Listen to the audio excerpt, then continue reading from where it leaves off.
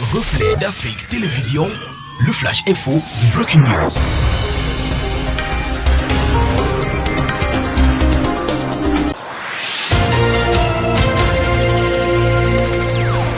Vingtaine de patients indigents détenus à l'hôpital Akintini de Douala, dans la capitale économique camerounaise, ont été libérés le 2 janvier dernier par le directeur de cette formation sanitaire, Noël Essomba, sous ordonnance du ministre de la Santé publique, Manaouda Malachi. Une générosité qui s'inscrit dans la politique d'humanisation des soins et des services du ministère de la Santé.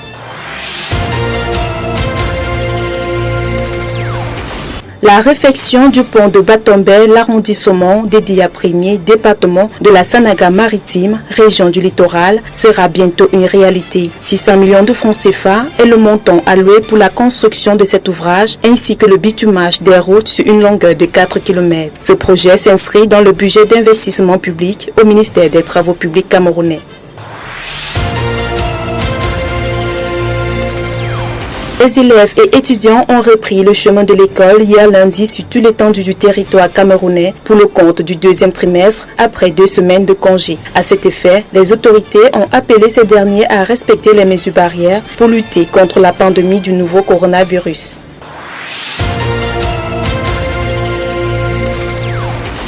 En République centrafricaine, le président Touadéra a été réélu hier lundi au premier tour par l'autorité nationale en charge des élections avec 53,92% des suffrages exprimés devant l'opposant Anissé Georges Dologué, crédité de 21,01% des voix, et Martin Ziguélé avec 7,46%. Mais l'opposition dénonce le manque de transparence et d'équité de ces élections dont la moitié de l'électorat centrafricain a été privée en raison d'une nouvelle offensive rebelle en cours dans le pays.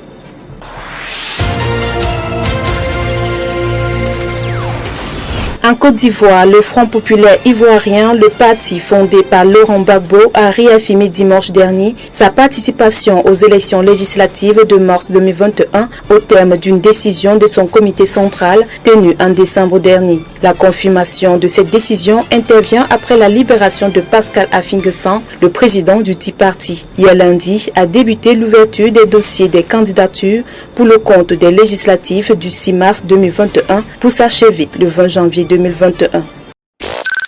Reflet d'Afrique Télévision, le Flash Info, The Breaking News.